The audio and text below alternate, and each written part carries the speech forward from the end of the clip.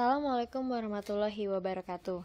Halo semuanya, saya Dwi Maharani dari Teknik Informatika, Fakultas Ilmu Komputer Universitas Sriwijaya. Kali ini, saya akan membahas mengenai Java Networking, soket, membuat koneksi klien dan server. Pertama-tama, kita harus ketahui dulu apa itu soket. Soket adalah salah satu cara komunikasi antar komputer, umumnya lewat network atau internet. Soket biasa digunakan untuk pemrograman berbasis client server yang dapat menggunakan soket TCP/IP atau soket UDP.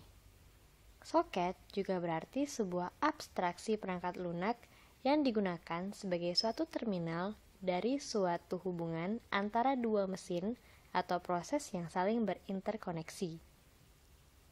Dari kedua pengertian di atas, kita dapat simpulkan bahwa soket adalah cara komunikasi antar mesin.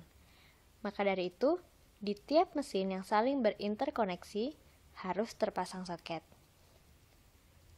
Elemen-elemen pada soket ada 5, yaitu protokol, local IP, local port, remote IP, dan remote port. Jenis-jenis soket. Jenis-jenis soket yang pertama, soket lokal atau AF Unix. Soket lokal adalah soket yang melakukan komunikasi dengan perantaraan sebuah file yang biasanya diletakkan pada direktori /tmp atau /usr/tmp ataupun /var/tmp. Soket semacam ini digunakan umumnya terbatas untuk komunikasi antar aplikasi dalam satu mesin. Yang kedua, soket networking atau AF iNet. Soket networking ditujukan untuk komunikasi antar aplikasi, antar mesin dalam lingkungan jaringan TCP/IP. Identifikasi soket dilakukan dengan sebuah service identifier, yaitu berupa nomor port TCP/IP yang dapat disambung oleh klien. Soket networking terbagi menjadi 2, yaitu soket stream atau SOC stream. Soket stream adalah soket komunikasi full duplex berbasis aliran atau stream data. Pada model komunikasi soket stream, koneksi dua aplikasi harus dalam kondisi tersambung dengan benar untuk dapat bertukar data. Ini dapat dianalogikan seperti komunikasi telepon. Jika sambungan telepon di salah satu titik putus, maka komunikasi tidak dapat terjadi. Koneksi model seperti ini akan menjamin data dapat dipertukarkan dengan baik. Namun, memiliki kelemahan dalam hal penggunaan jalur data yang relatif besar dan tidak boleh terputus. Yang kedua adalah soket datagram atau SOC DGRAM. Soket datagram berkomunikasi dengan cara yang berbeda. Soket ini tidak membutuhkan koneksi yang tersambung dengan benar untuk mengirimkan dan menerima data. Model koneksi semacam ini tidak dapat menjamin data dapat dipertukarkan dengan baik, namun memiliki keunggulan dalam hal penggunaan jalur data yang minimal. Kadang-kadang, struktur aplikasi bersifat client-server. Sebuah aplikasi server menyediakan layanan seperti akses ke database, menyediakan waktu jaringan, autentikasi dan berbagi akses ke sumber daya atau menyajikan percakapan chatting. Aplikasi klien kemudian diciptakan dengan memanfaatkan layanan ini. Oke, sekarang kita masuk ke client server. Client server suatu bentuk arsitektur di mana klien adalah perangkat yang menerima, yang akan menampilkan dan menjalankan aplikasi software komputer, dan server adalah perangkat yang menyediakan dan bertindak sebagai pengelola aplikasi, data, dan keamanannya. Kelebihan client server, yang pertama, lebih aman. Yang kedua, semua data dapat di-backup pada satu lokasi sentral. Yang ketiga, kecepatan akses lebih tinggi karena penyediaan fasilitas jaringan dan pengelolaannya dilakukan secara khusus oleh satu komputer atau server. yang tidak dibebani dengan tugas lain sebagai workstation. Kekurangan client-server. Kekurangan client-server ada 3, yaitu membutuhkan administrator yang handal, pelaksanaannya mahal, dan jika server mati, maka komputer klien akan mati juga. Nah, untuk memulai point-to-point koneksi client-server, digunakan Transmission Control Protocol. TCP atau TCP ialah protokol yang menjamin pengiriman data yang dikirimkan dalam bentuk paket. Jika paket hilang atau rusak, TCP akan mengirim ulang data sampai memverifikasi bahwa paket telah berhasil dikirim. TCP diperlukan untuk memastikan bahwa salinan data yang sampai sempurna di sisi lain tidak rusak. Nah, sekarang penjelasan TCP/IP socket. Ketika membangun konektivitas, klien dan server masing-masing mengikat soket untuk mengakhiri koneksi mereka. Setelah sambungan telah ditetapkan, klien dan server keduanya membaca dari dan menulis ke soket ketika berkomunikasi. Sebuah soket adalah kombinasi dari kedua alamat IP dan nomor port. Setiap soket yang digunakan dalam komunikasi klien server berupa titik akhir dari link komunikasi dua arah yang digunakan untuk mengirim paket antar aplikasi. Beberapa koneksi TCP dapat dimulai antara masing-masing klien dan server, dan masing-masing koneksi unik dengan kombinasi dari pelabuhan dan titik akhir. Server berjalan pada host spesifik di mana ia menciptakan dan terus mendengarkan sebuah soket server yang terikat ke nomor port tertentu dan menunggu klien untuk membuat permintaan koneksi. Klien harus mengetahui port yang benar dan alamat IP atau nama host server untuk memulai permintaan koneksi dan mengidentifikasikan diri. Ketika server menerima permintaan koneksi klien, klien juga menciptakan soket dan komunikasi antara klien dan server yang mengambil tempat keduanya dari membaca dan menulis ke soket mereka.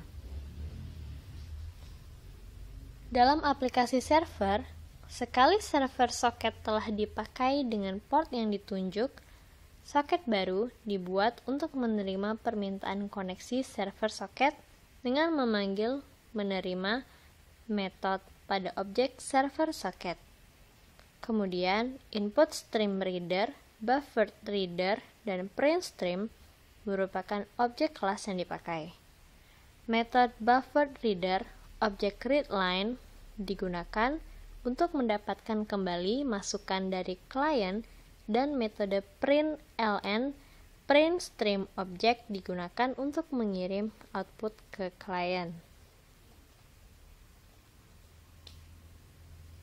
Dalam aplikasi klien soket baru dibuat jika server soket menerima permintaan koneksi. Sambungan diminta oleh objek kelas soket yang dipakai dan lewat di alamat IP server atau nama host dan port yang dipilih sebagai argumen.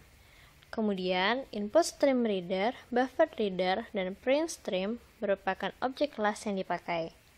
Metode buffer reader object readline digunakan untuk mendapatkan kembali masukan dari server, dan println print stream adalah objek method yang digunakan untuk mengirim output ke server. Summary atau kesimpulan.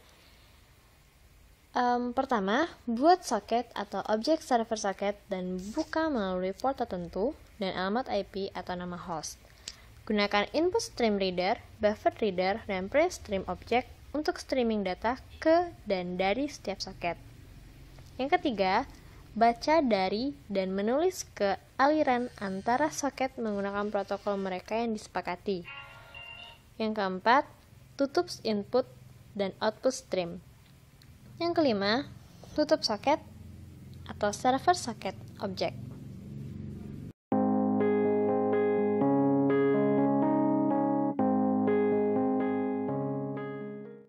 Baiklah, kita langsung saja masuk ke contoh program client server. Di sini saya menggunakan NetBeans IDE 8.0. Kita buka dulu NetBeans-nya.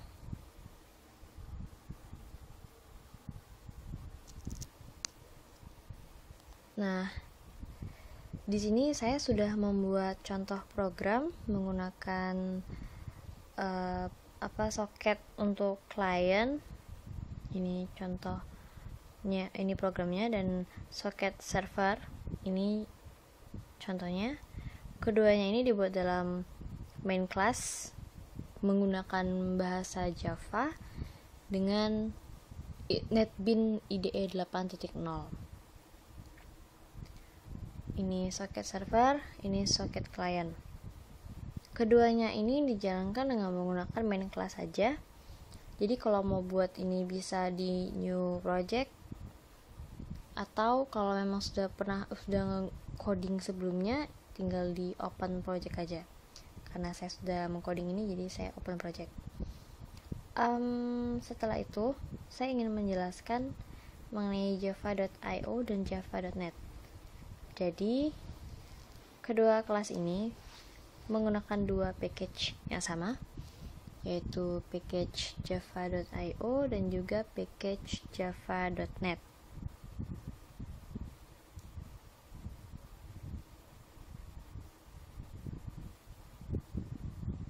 Java.io, package java.io berfungsi untuk pengoperasian input dan output, sedangkan package java.net berfungsi untuk memperbolehkan program berkomunikasi dengan jaringan. Nah, di sini ada yang namanya input stream reader. Jadi input stream reader ini merupakan kelas turunan dari package java.io, dan ada juga buffer reader yang juga merupakan turunan dari java.io. Sudah dijelaskan juga sebelumnya di video awal tadi bahwa input stream reader dan buffer reader ini merupakan turunan dari java.io. Di sini input stream reader dan buffer reader menghasilkan sebuah objek di mana input stream reader memiliki objek IR dan buffer reader juga memiliki objek namanya BR. Nah, seperti yang sudah saya jelaskan tadi, bahwa soket merupakan turunan dari package java.net. Jadi package java.net ini fungsinya yaitu untuk menurunkan si soket, dan java.io ini fungsinya untuk menurunkan lah yang namanya input stream reader dan buffer reader, sehingga kita bisa menggunakan kelas-kelas tersebut, kelas pada package tersebut ya, dalam hal ini java.io. Nah, saya jelaskan dulu beberapa coding di sini. Ini soket tadi yang merupakan turunan dari java.net. Nah, ini adalah string message yang berguna untuk menampung inputan buffer reader pada message. Lalu ada ps.println. Jadi ps.println ini berfungsi untuk menampilkan kalimat ketika server memberi balasan ke klien. Kalimatnya di sini tertulis pesan diterima. Jadi kalau kita ubah jadi message receive, sama aja sih, cuman beda tulisannya doang. Nah, udah.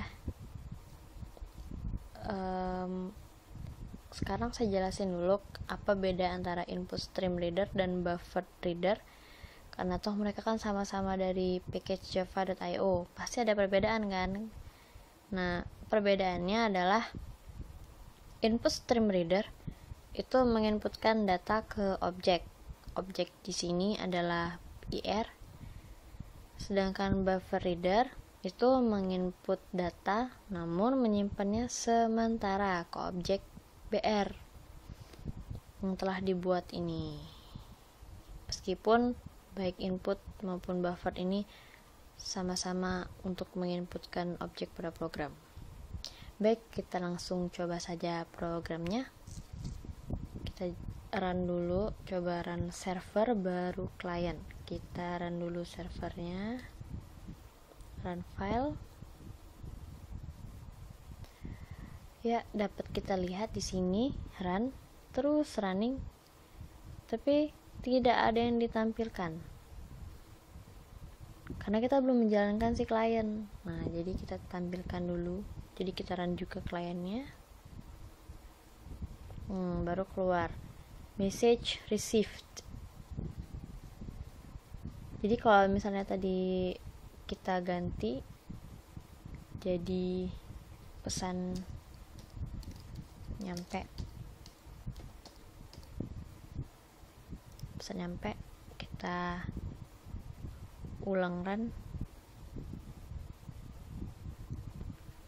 servernya juga kita ulang run.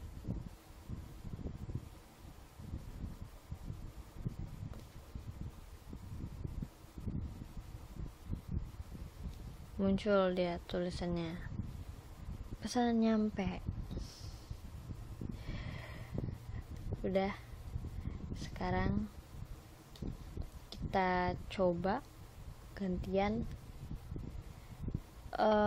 jalankan klien dulu, baru kita jalankan si server, si socket server. Setelah yang server dulu baru klien sukses mengirimkan pesan, sekarang kita coba yang klien dulu baru server. Kita coba dulu, kita run si klien.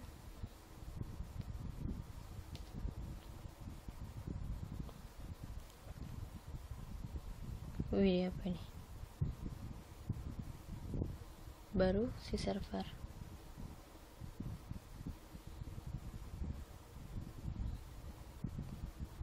Nah, ini hasil runningnya. Dia tetap sukses di running, tapi tidak menjalankan apa-apa karena socket servernya belum di running atau dijalankan. Namun socket client akan berhenti running ketika kita menjalankan socket server. Jadi intinya, pada dasarnya aplikasi ini mengharuskan socket server terlebih dahulu dijalankan agar socket client bisa berjalan. Jadi itu yang paling penting. Server dulu dijalankan karena dia akan bertugas membangun jalan komunikasi kedua buah jaringan, baru socket client. Jadi socket server untuk jalur komunikasinya, sedangkan socket client sebagai kliennya. Yap, itu dulu penjelasan dan akhir dari video ini. Terima kasih. Assalamualaikum warahmatullahi wabarakatuh.